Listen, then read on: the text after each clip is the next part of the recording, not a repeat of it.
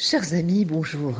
Alors voici, nous sommes Shabbat Miketz, que nous allons lire Shabbat, lié avec Hanouka. Quel enseignement peut-on tirer de ces moments forts de l'année? Alors, nous allons voir que toute l'histoire de la vie de Yosef est tapissée de rêves et bien sûr de leur interprétation. À commencer par les rêves que Yosef soumettait à ses frères, ce qui évidemment a entraîné la haine. Mais des années plus tard, sa liberté, son ascension au pouvoir ont été le fruit de son habile interprétation des rêves du Pharaon. Et Pharaon dit à Yosef, nous dit le Passouk, j'ai fait un rêve, il n'y a personne pour l'interpréter. Mais j'ai entendu dire que toi, tu comprends les rêves et tu sais les interpréter. Comme avait dit le maître Échanson en prison, puisque Yosef avait donc interprété les rêves des deux ministres du Pharaon. Et donc le maître du vin, qui s'occupait du vin du Pharaon, a rappelé Yosef auprès de Pharaon en disant, voilà, en prison, j'ai connu quelqu'un qui sait interpréter les rêves. Eh bien, on voit que finalement, l'interprétation des rêves s'est avérée être au cœur de l'histoire de Yosef. Car si l'on voit ce que disent les kabbalistes, elle représente son niveau spirituel et sa mission qui était complètement divine, puisqu'on l'appelle Yosef Hatzadik. Finalement, un rêve est un état d'esprit dans lequel, finalement, la pensée n'est pas ordonnée. Un endroit où les forces opposées peuvent coexister et l'on peut rapidement se déplacer d'une extrême à l'autre. Un instant, le rêveur est en grand danger. Un instant plus tard, il est sain et sauf. Finalement, ce monde dans lequel nous vivons est un monde de fragmentation, de fracture. D'ailleurs, c'est la notion même du galout, contrairement à la Géoula. Parce que dans le cours d'une même journée, eh bien, nous pouvons éprouver des sentiments opposés, des hauts, des bas, des élans de tfila, de s'attacher avec Akadosh Baruch Hu, de chanter les Télim, et puis des moments où nous sommes dans la distraction, des moments comment dirais-je, d'incertitude, de confusion.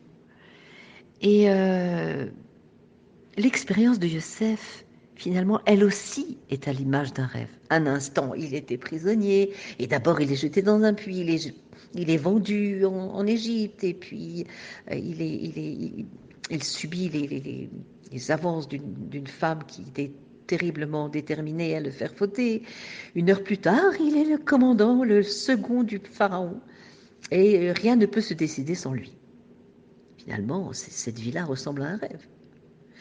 Et la clé du succès est d'être un interprète. Et alors nous allons voir les mots en hébreu, c'est intéressant. Le mot hébreu pour interpréter le rêve est liftor, poter, pétavresh, ce qui signifie résoudre, comme pour résoudre une énigme. Et si l'on fait l'anagramme de poter, pétavresh, on trouve tofer, litfor, ce qui signifie coudre. Et donc, en réalisant qu'il devait servir d'aiguille pour assembler les fragments pour créer l'unité, Yosef a pu résoudre les rêves du pharaon et démêler finalement les défis de la vie. Pour Yosef, en fait, chaque expérience, à la fois positive ou négative, faisait partie d'un même tableau, d'une même tapisserie. Les moments négatifs de la vie, les défis auxquels nous sommes confrontés sont déroutants, jusqu'à ce qu'ils soient cousus ensemble pour révéler la situation dans son ensemble. Alors, la capacité d'interpréter le rêve vient du fait, d'où est-ce que ça vient finalement? D'où vient cette force de pouvoir interpréter le rêve? Eh bien, ça vient que chaque instant et que chaque expérience a du sens. Peu importe où se trouve une personne, elle peut toujours demander « Que puis-je accomplir en ce moment?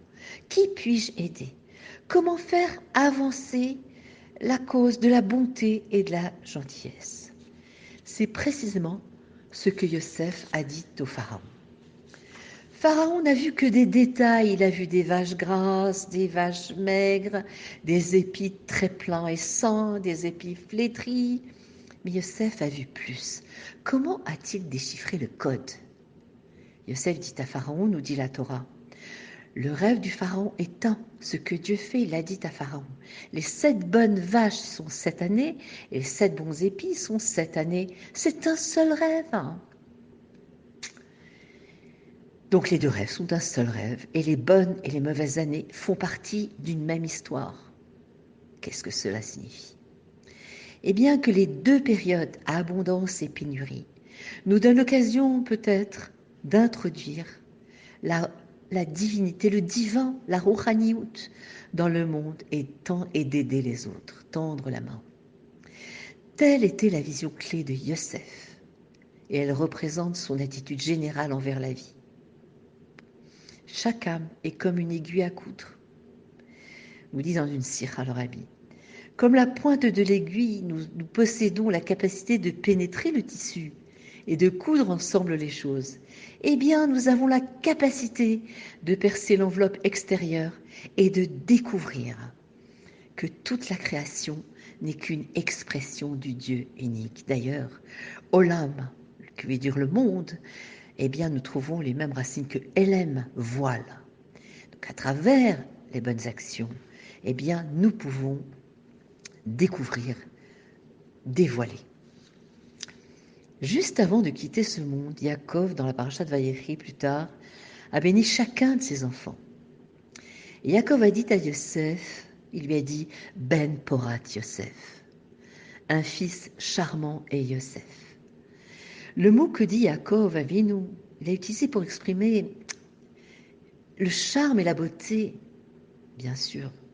Panim pnimi, ça veut dire que son intériorité se reflétait sur sa beauté extérieure. Porat, Ben Porat Yosef. Alors Porat, eh bien, c'est l'anagramme, si on permute les lettres, c'est l'anagramme de poter, qui veut dire interprète. Et bien sûr, on retrouve Tofer, Litfor, couture.